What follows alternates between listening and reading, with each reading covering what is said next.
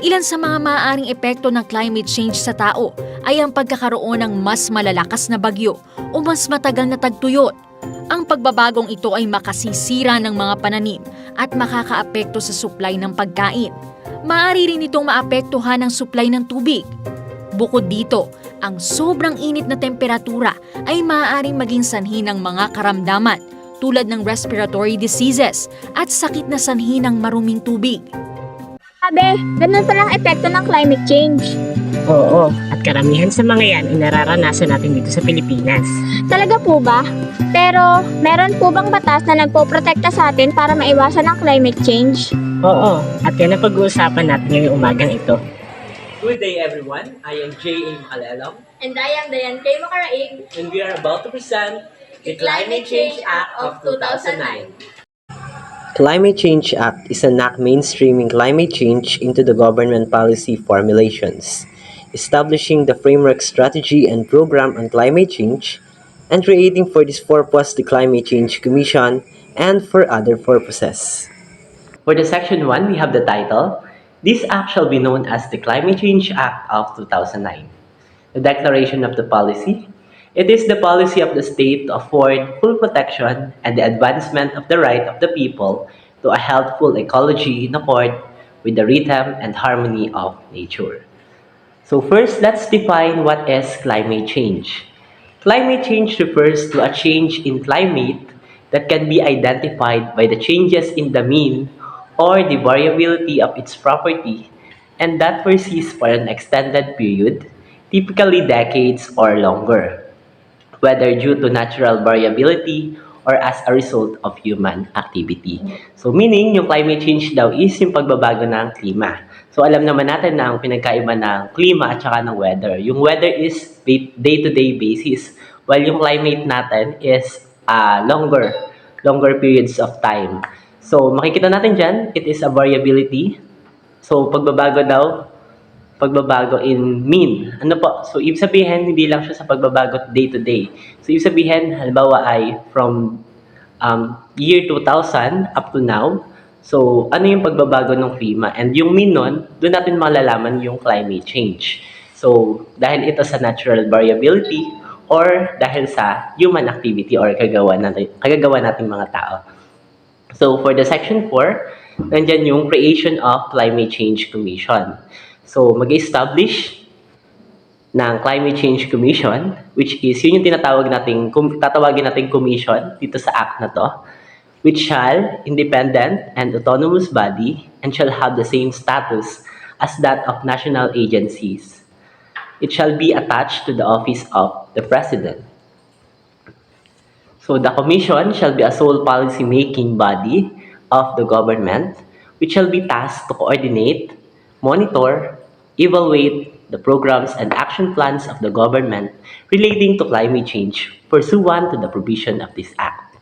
So the commission shall be organized within 60 days from the effectivity of this act. So dapat meron na tayong established na commission after 60 days ng effectivity of this act. So sino nga ba yung mga bubuo sa ating commission? So Section 5, composition of the commission. The commission shall be composed of the President of the Republic of the Philippines, who shall serve as the chairperson, and 3 commissioners to be appointed by the President, one of whom shall serve as the Vice Chairperson of the Commission. So meaning, ang ating chairperson ng commission, ng Climate Change Commission, will be the President of the Philippines. And si President, mag-a-assign siya ng 3 commissioners. And one of the commissioners will be the Vice Chairperson of the Commission. So, the Commission shall have an advisory board. Siyempre, hindi lang dapat sila yung magde-decide. Kailangan din nila ng ibang idea from the other sectors of the government. So, kailangan nila, bubuuin to ng Secretary of Department of Agriculture, Secretary of Department of Energy, Secretary of DENR, Secretary of Department of Education, and etc. So, you can check the other secretaries of different departments of the government on the Act.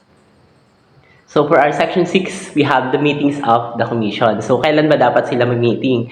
So the commission shall meet once every 3 months. So isabihin, pagkatapos ng 3 months, so pwede ulit mag-meet ulit sila.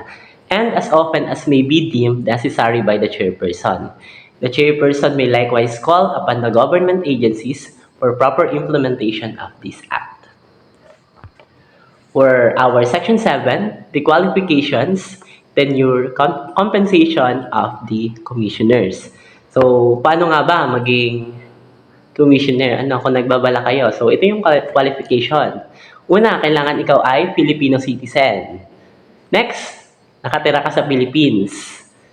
And of course, at least 30 years of age at the time of appointment, with at least 10 years of experience on climate change. Siyempre, mahalaga yung experience para mas mapamahalaan mo ng maayos yung commission na bibigay sa'yo. And of proven honesty and integrity. The commissioners shall be expert in climate change by virtue of their educational background. So, ibig sabihin, yung tinapos mong pinag-aralan mo, dapat may relation or related talaga siya with climate change. Provided that at least one commissioner shall be female. So, may gender sensitivity din itong batas na to, which is pinaglalaban nila na at least one ay babae yung commissioner sa ating Climate Change Commission. Provided further that in no case shall the commissioners come from the same sector, and provided finally that in no case shall any of the commissioners appoint representative to act on their behalf. The commissioners shall hold office for a period of 6 years. So, 6 years silang mamamahala as a commissioners. And may be subjected to reappointment. So, isabihin, kung 6 years ka na namahala and maganda yung performance mo, pwede ka ulit ma-reappoint. Ayan, provided that no person shall serve more than 2 consecutive terms. So, bawal na magkasunod na 2 terms. Provided further that in case of vacancy, the new appointee shall fully meet the qualification of the commissioner and shall hold office for an unexpired portion of the term only. Provided finally that in no case shall a commissioner be designated in a temporary or acting capacity. So the vice chairperson and the commissioners shall have a rank and privileges of Department of Secretary and Undersecretary respectively. So, ibig sabihin, yung ating vice chairperson, dapat siya ay Department Secretary. And yung commissioners naman, at least siya ay Undersecretary. So, they shall be entitled to corresponding compensation and other documents and shall be subject to the same disqualifications.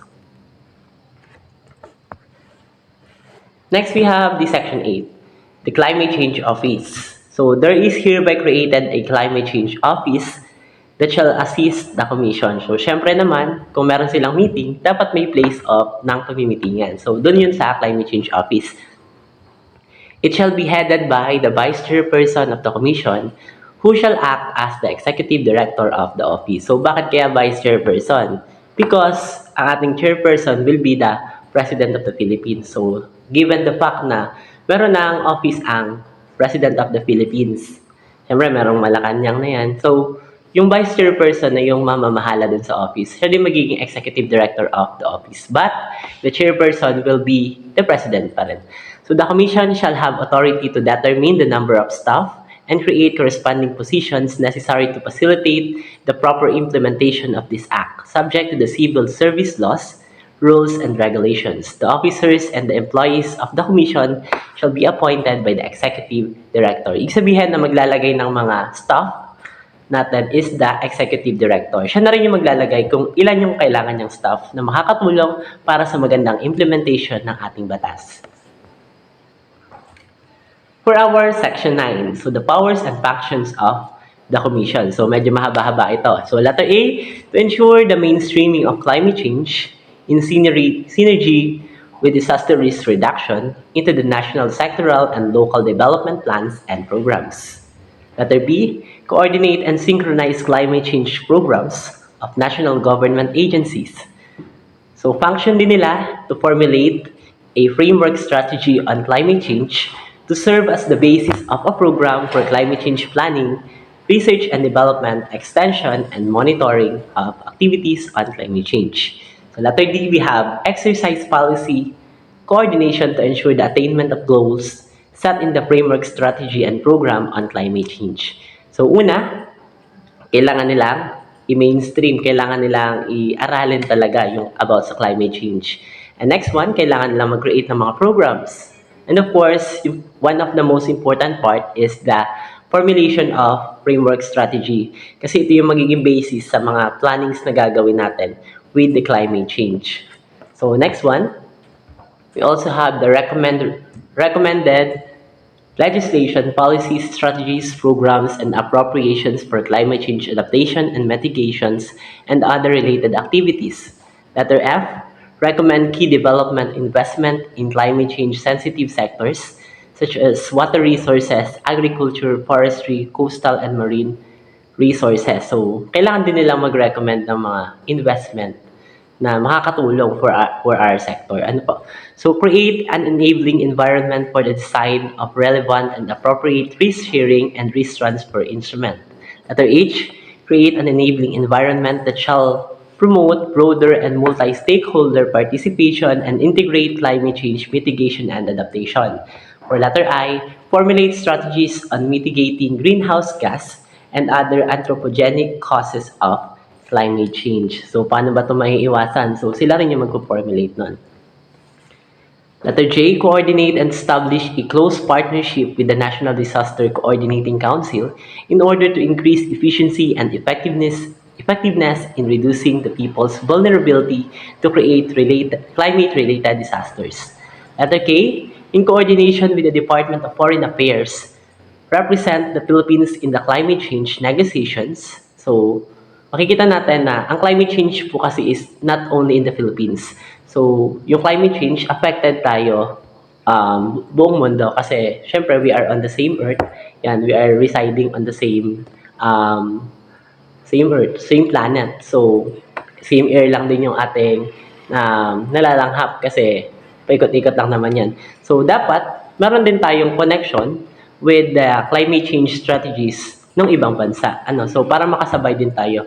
So, letter I, formulate and update guidelines for determining vulnerability to climate change impacts and adaptation assessments and facilitate the provision of technical assistance for their implementation and monitoring.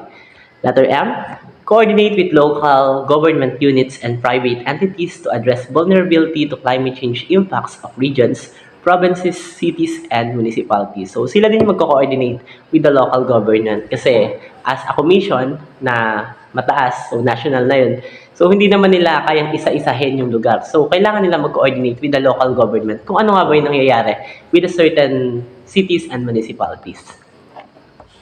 For letter N, facilitate capacity building for local adaptation planning, implementation and monitoring of climate change initiatives in vulnerable and communities and areas. Letter O, promote and provide technical and financial support to local research and development programs and projects in vulnerable communities and areas. So, yung mga vulnerable communities and areas, so kapag mayroong nag-research doon, so tungkulin din nila to provide and also to promote na kailangan natin mag-research about sa lugar nito para ma-reduce naman yung vulnerability ng lugar na yun to climate change. And lastly, letter P, oversee the dissemination of information on climate change. So, kailangan sila rin yung mag-disseminate ng mga information about climate change all over the country. Next, we have the section 10, the panel of technical experts. The Commission shall constitute a national panel of technical experts consisting of practitioners in disciplines that are related to climate change, including disaster risk reduction. So, kailangan nilang mag-coordinate then with the other sectors of the government like the RRM. Kasi makakatulong ito in order to mitigate the climate change. Ano pa? So, the panel, so sa paggagawa nila ng panel, kailangan kasama itong mga sectors na to. The panel shall provide technical advice to the Commission in climate science, technologies, and best practices for risk assessment and enhancement of adaptive capacity of vulnerable human settlements to potential impacts of climate change. So ang trabaho po ng ating panel is para sila yung magbigay advice sa commission dahil yung ating composition ng panel, of course, the practitioners in the discipline of climate change. So sila yung magbibigay advice, ano ba yung dapat gawin ng commission with the problems related sa climate change. So next one, the commission shall set qualifications and compensations for technical expert. It shall provide resources for the operations and activities of the panel. So since under lang din naman ng commission yung ating panel of technical experts, so sila din yung magsiset ng qualification kung sino ba dapat yung mapabilang doon. And also, kapag gumagana na, nagpo-function na yung ating panel, sila yung magpro-provide ng resources ng mga kailangan para sa operation and activities of the panel. Section 11, we have framework strategies and program on climate change. So the commission or the Climate Change Commission shall, within 6 months from the effectivity of this act, formulate a framework strategy on climate change. So yan yung sinasabi ko kanina yung sa letter C. The framework shall serve as a basis for a program for climate change. So yung ginawang framework strategy ng commission, yun yung magiging basihan sa mga gagawing mga plans, research and development and extension, sa monitoring of activities. Yun yung gagamitin nilang basihan sa paggagawa ng mga yun. So the framework shall be formulated based on the climate change vulnerability. So kung yung ating mga plano about climate change ay magagaling sa framework strategy na ginawa ng commission, yung framework naman po is manggagaling sa mga data na nakalap about the climate change vulnerabilities, specific adaptation needs, and mitigation potential within the country, and also with the international agreements. So the framework shall be reviewed every 3 years or as may be deemed necessary. So kung kailan kailangan i-review, pwedeng i-review yon. And yung regular na review nila is every 3 years ng ating framework. Siyempre, year by year naman nagbabago yon. So after 3 years, kailangan ma-review ulit yung ating framework. Next, we have the components of the framework strategy and program on climate change. So the framework shall include but not limited to the following. So ito po yung nilalaman ng ating framework strategies and program on climate change. We have national priorities, impact, vulnerability, and adaptation assessments, policy formulation, compliance with international commitments, research and development, database development and management, academic programs, capability building and mainstreaming. Letter H, advocacy and information dissemination. Letter I, monitoring and evaluation, and gender mainstreaming. So, kasama yung gender. Kasi sabi ko nga kanina, gender sensitive itong batas na to. Kasi with the composition of commissioners, kailangan meron isang babae. Okay, Section 13, the National Climate Change Action Plan.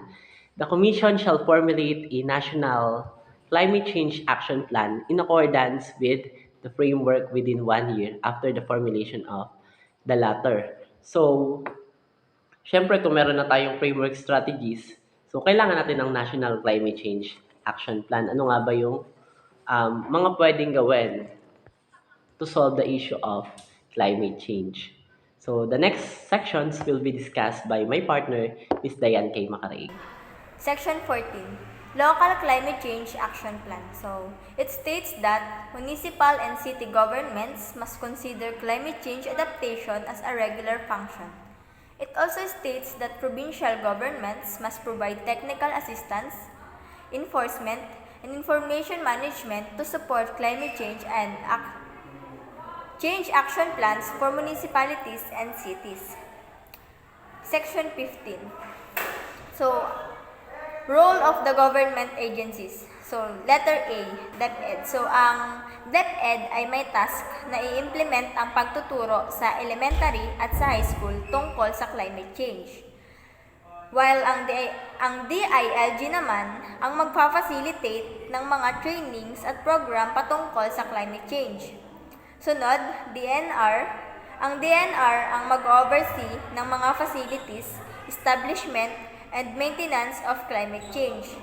Next, DFA, Sila naman ang makikipag-coordinate sa international agencies about climate change. Ang PIA naman ang magdi-disseminate ng information about sa climate change. Ang F naman, which is the government financial institution, they must provide preferential financial packages for climate change related projects. So they must issue and promulgate implementing guidelines within 30 days of the act's effectivity.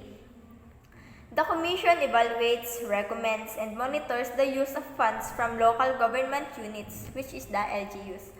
Section 16. Coordination with various sectors. So it states that the Climate Change Commission must coordinate with various sectors to develop and implement the National Climate Change Action Plan and local action plans. So this section includes NGOs, which is the non-governmental organizations, civic organizations, the academe, people's organization, the private and corporate sectors, and other concerned stakeholder groups. Section 17. Authority to receive donations or grants. So it grants the Climate Change Commission the authority to accept donations, grants, and contributions from domestic or foreign sources. So yung funds na yon yung magsusuporta sa pag-i-implement ng mga related sa climate change na projects, programs, na naka-inline din sa Climate Change Act.